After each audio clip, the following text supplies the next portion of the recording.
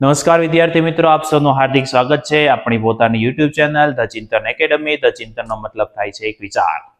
તો આપ સૌ વિદ્યાર્થી મિત્રો આપણી સીસીની પીવાયક્યુ સિરીઝમાં જોડાયા છો. તો આજનો આપણો એપિસોડ નંબર છે 8, બરાબર. તો જલ્દીથી તમારા મિત્રોને વિડીયોની લિંક શેર કરી દો, જેથી દરેક વિદ્યાર્થીઓ લાઈવમાં આન્સર પણ કરી શકે. સારો વિડીયો લાગતો હોય તો ચેનલને સબસ્ક્રાઇબ કરજો, બરાબર છે. तो વધારે સમય ના લેતા આપણે શરૂ કરીએ આજનો question number 1. Your time start now. देख के ही आंसर लगाना है. आज ज्यादातर क्वेश्चन इस हिसाब से ही हम देखेंगे. क्वेश्चन देख के आंसर लगाओ, क्वेश्चन देख के आंसर लगाओ. क्लियर है? शॉर्ट में कैसे सोल्व करें. चलिए, योर टाइम इज अप. चलिए, टाइम अप. क्या बोला है? 9 સંખ્યાઓની સરેરાશ કે છે. જો દરેક સંખ્યામાં 1.5 નો વધારો કરવામાં આવે તો નવી સરેરાશ કેટલી થશે? સરેરાશ કે છે એમાં 1.5 નો વધારો કરો તો k + 1.5 થાય. સિમ્પલ ક્વેશ્ચન હતો, હા કે ના? હવે જોઈ લો પણ ખરો આપણે આગળ. ક્લિયર છે? વધીએ આગળ નેક્સ્ટ ક્વેશ્ચન ની તરફ. ચલો, સરસ. Question next. ક્વેશ્ચન માટે તમને સમય ફાળવવામાં આવે છે 20 સેકન્ડનો. યોર ટાઈમ સ્ટાર્ટ નાઉ. ચલો ફટાફટ. જે વિદ્યાર્થીઓને આન્સર આવતો જાય તેઓ કમેન્ટ કરતા જશે. વેલકમ બધાને. જય સ્વામિનારાયણ. જય સ્વામિનારાયણ. Good evening. ફટાફટ ફટાફટ તમારા મિત્રોને લિંક શેર કરતા જજો. ચલો, ખૂબ જ સરળ પ્રશ્ન છે. Okay, time up, time up. ચલો, તો જોઈએ શું કહેવા માંગે છે. રોહિતની 5 દિવસની સરેરાશ 260 છે. તો ટોટલ કેટલા થાય? 5 × 260. આ બંનેનો ગુણાકાર કરશો તો 26 × 5 = 130 થાય. તો ટોટલ કેટલા થઈ ગયા? 1300 રૂપિયા આવક થઈ. જેમાંથી જો તેની પ્રથમ 4 દિવસની બચત 235, 240, 345 અને 358 છે, તો 5મા દિવસની બચત કેટલી? હવે જુઓ ભાઈ, એક રીતે જુઓ તો ભાઈ 260 કરતા નાનો વિકલ્પ આવશે, પણ બધા 260 કરતા નાના છે. એનો મતલબ તમારે પ્લસ કરવું જ પડશે. 200, 200, 400, 400, 300, 700, 700 ને 300 1000. 3 ને 4 7, 7 ને 4 11, 11 ને 5 કેટલા થાય? 16. 160, 160 અને 10 170, 170 અને 8 178. મતલબ 178 છે તો ભાઈ 1178 બાદ કરવાના છે. 1000 થી 1000 ગયા, 300 માંથી 178 જાય તો 22 વધશે. 122 આપણો આન્સર થશે. ક્લિયર છે? પછી આગળ. જો કંઈ એટલા ટિપિકલ ક્વેશ્ચન સીસી વાળા નથી પૂછતા, એકદમ બેઝિક ગરીબ ક્વેશ્ચન પૂછે છે. જે લોકો લાઈવમાં આપણી સાથે જોડાયેલા છે બધા વિદ્યાર્થીઓને આમના આન્સર ચુટકીમાં આવી જતા હશે, બરાબર છે. તો અગેઇન તમને સમય ફાળવવામાં આવે છે 20 સેકન્ડનો. ફટાફટ. આપણો યુપીએસસી નો ક્લાસ 1-2 યુપીએસસી સીસેટ અને જીપીએસસી ક્લાસ 1-2 નો ઇન્ક્લુડિંગ સીસી નો આપણે પ્રિપેરેશન એમાં કવર કરી લઈશું. એમનો મેથ્સ અને રીઝનિંગનો બેચ શરૂ થઈ ગયો છે. જે વિદ્યાર્થીઓ એડમિશન લેવું હોય તમે આ નીચે આપેલા નંબર 7575061777 ઉપર કોન્ટેક્ટ કરવો, બરાબર છે. ચલો ભાઈ, ટાઈમ અપ. શું કહેવા માંગે છે? રોહિત, રોહન અને રાહુલ સાથે મળી એક કામ પૂરું કર્યું હતું. સરસ. હવે શું કહે છે? રોહિત અને રોહને સાથે મળીને કામનો 60% ભાગ કર્યો. જો યાદ રાખજો, રોહિત અને રોહન કેટલા ટકા કરે છે? 60% ભાગ. રોહન અને રાહુલે સાથે મળીને 90% ભાગ પૂરો કર્યો. રોહન અને રાહુલ સાથે મળીને 90% ભાગ પૂરો કર્યો. તો 3 માંથી સૌથી વધુ કાર્યક્ષમ કોણ છે? જો તો ભાઈ, એક વ્યક્તિ એવો છે જે બંનેમાં કોમન છે, એનો મતલબ એની કાર્યક્ષમતા તો બરાબર જ હશે. તો આ બંનેમાં કોમન કોણ છે? રોહન. તો ભાઈ રોહન તો હોય નહીં, કારણ કે રોહન એકલાથી ઇફેક્ટ કરે નહીં. ઓકે, તો હવે ભાઈ વધ્યો રોહિત. રોહિત સાથે રોહનની કામ કરતો હતો ને તો 60% થયું. બટ રાહુલ રોહન સાથે કામ કરતો હતો તો 90% થયો. તો ભાઈ રોહિત કરતા તો રાહુલની કાર્યક્ષમતા કેવી હશે? વધારે જ હશે. તો સૌથી વધારે કાર્યક્ષમ કોણ હોય? રાહુલ જ હશે. ક્લિયર છે ને? રોહિત કરતા રાહુલની કાર્યક્ષમતા વધારે હશે તો જ એમણે 90% ભાગ પૂરો કર્યો હોય. ટીક કરવાનું હતું ખાલી. ક્લિયર છે ક્વેશ્ચન સમજીને? ચલો વધીએ આગળ. સરસ મજાનો પ્રશ્ન છે. અગેઇન કોમ્પ્યુટર સ્ક્રીન પર 20 સેકન્ડનો સમય ફાળવવામાં આવી રહ્યો છે. યોર ટાઈમ સ્ટાર્ટ નાઉ. આ ઘણા વિદ્યાર્થી મિત્રોને નંબર નહીં દેખાયો હોય બીકોઝ બોર્ડ આડું આવી જાય છે 7575061777. આ નંબર ઉપર અવશ્યને માટે મેસેજ ડ્રોપ કરજો જે લોકોએ યુપીએસસીની એક્ઝામ આપવાની હોય સીસેટ અને સાથે સાથે જીપીએસસી 1-2 આપવાના છો આવતા વર્ષે, મતલબ હમણાં જે જૂન મહિનામાં લેવાની છે એમના માટે મેથ્સ રિઝનિંગનો આપણે બેચ શરૂ કરેલો છે. મિનિમમ જો 30 માર્ક્સનું પણ મેથ્સ રિઝનિંગ હશે તો એમાં 25 મિનિમમ સ્કોર થશે ને થશે જ, બરાબર. અને સીસેટ ક્વોલિફાય થશો. સાથે સાથે આ બેચ કરશો તો સીસીનું આપણે તમામ કન્સેપ્ટ આપણે આવરી લેવાના છીએ. પ્લસ આજે અત્યારે શીખી રહ્યા છો એ બધી વસ્તુ તો એમાં આવશે જ. ચલો, શ્રેણીનો સરવાળો કેટલો?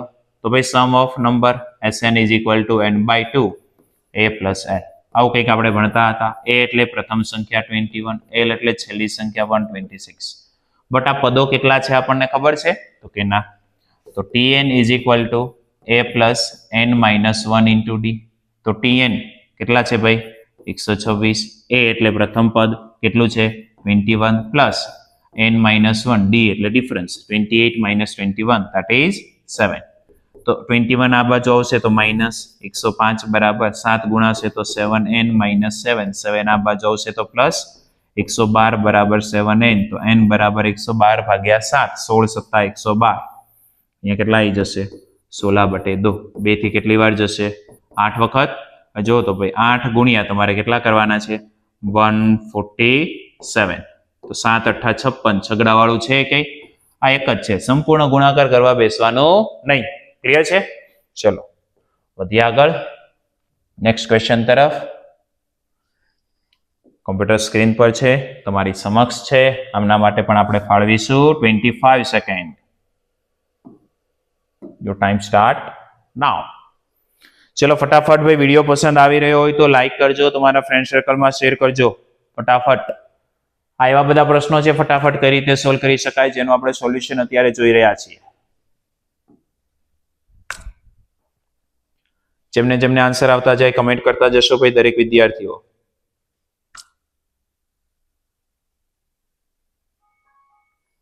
Time up. ચલો, જે અને કે વચ્ચેનું અંતર 630 કિલોમીટર છે. એક ટ્રેન જે સ્થળથી બપોરે 3 વાગ્યે નીકળે છે, બપોરે 3 વાગ્યે એટલે ભાઈ શું થશે? PM, અને 90 કિલોમીટર પ્રતિ કલાકની ઝડપે દોડે છે. ઓકે, 630 કાપવાનું છે, 90 ની ઝડપ છે. 630 ભાગ્યા 90 કરશો તો કેટલી કલાક થશે ભાઈ? 7 કલાક થશે. હા કે ના? આગળ ટ્રેન રસ્તામાં 80 મિનિટ ઊભી રહી છે. 80 મિનિટ એટલે આ 7 કલાક તો હતી જ.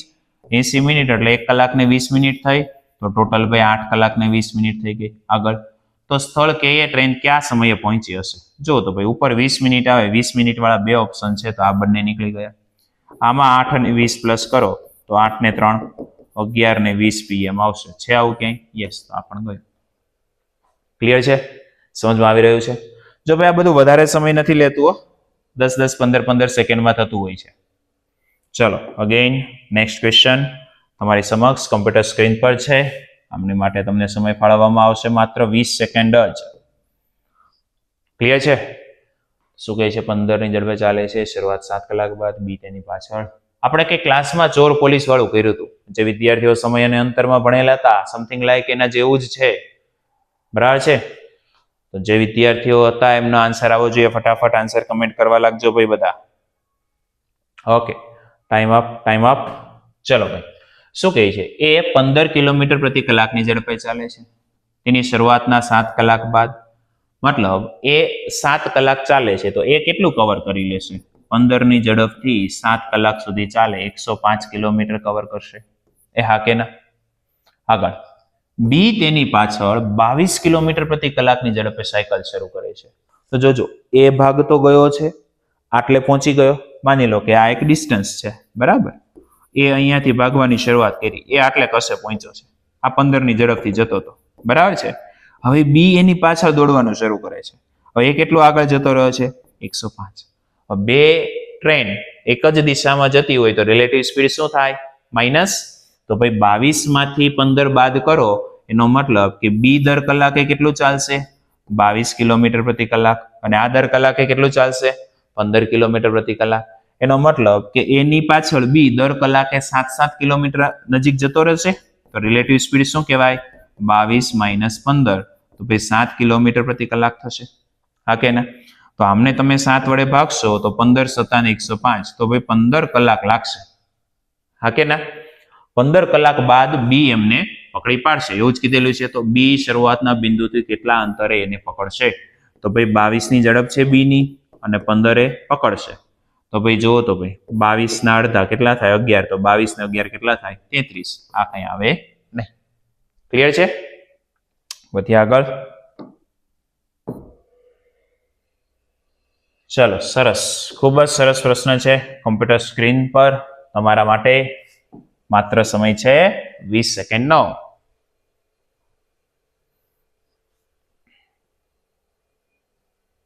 ચલો ફટાફટ જેમને આન્સર આવી જાય તેઓ કમેન્ટ કરતા જશે. વિડીયોને લાઈક કરજો ભાઈ, તમારા ફ્રેન્ડ સર્કલમાં શેર પણ કરજો.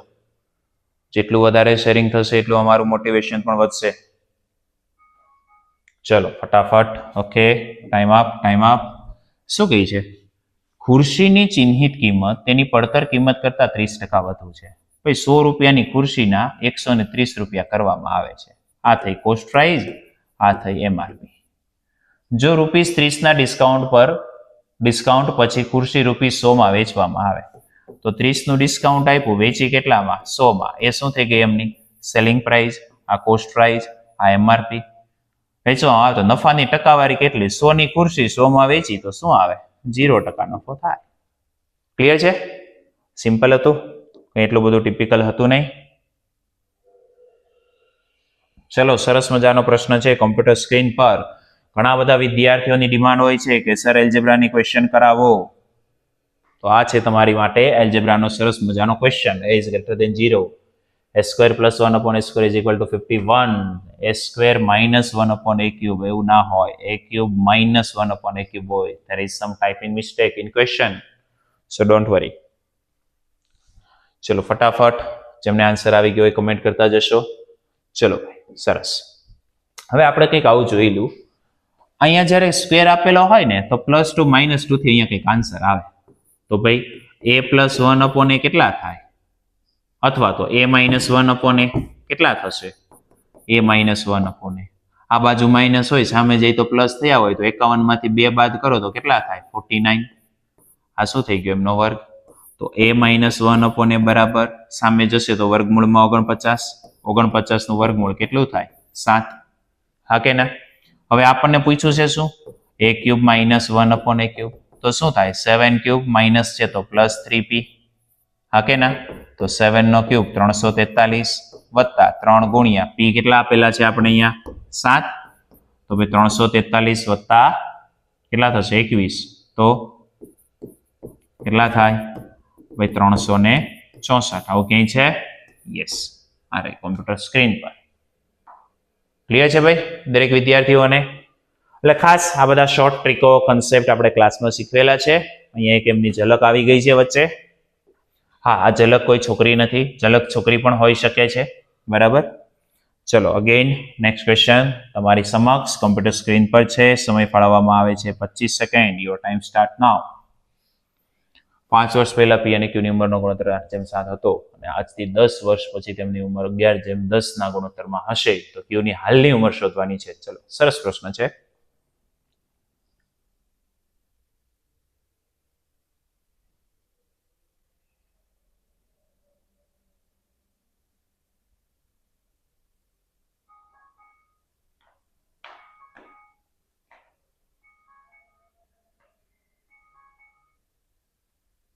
ચલો સરસ, ટાઈમ અપ. ચલો તો ભાઈ, એક તો કોણ છે? પી. બીજું કોણ છે? ક્યુ. 8:7 એ ગુણોત્તર હતો. ક્યારની વાત છે ભાઈ? આ 5 વર્ષ પહેલા. તો આમાં 5 વર્ષ પ્લસ કરીશું તો વર્તમાન ઉંમરે પહોંચી જશે. એ હા કે ના? હવે શું કહે છે? આજથી 10 વર્ષ પછી, તો હજુ 10 વર્ષ કરો પ્લસ. તેમની ઉંમરનો ગુણોત્તર કેટલો થાય છે? 11:10. આ 10 અહીંયા ગુણા છે તો 10 × 8 = 80 પ્લસ 10 ને 5 15, 15 × 10 150. આ સંપૂર્ણ સામે જશે તો અંશમાં 11 × 7 77 પ્લસ 10 ને 5 15 × 165. તો કેટલા થાય ભાઈ? 80 - 77 3 બરાબર. આ પેલી બાજુ જશે તો -15. તો એની કિંમત કેટલી મળશે? 5. ક્લિયર છે? હવે એ 5 છે કોની ઉંમર પૂછેલી છે? ક્યુની. ક્યુની ઉંમર કેટલી? 7 પંજા 35. કઈ છે? વર્તમાન. તો 35 ને 5 40 વર્ષ થશે. છે આવું ક્યાંય? યસ. ક્લિયર છે? આ સિવાય એક ચોકડી ગુણાકાર વાળી પણ મેથડ છે જે આપણે ક્લાસમાં શીખવતા હોઈએ છીએ, બરાબર? તો એમાં આનાથી પણ થોડો સ્પીડમાં આન્સર આવતો હોય છે. વધીએ આગળના પ્રશ્નો તરફ.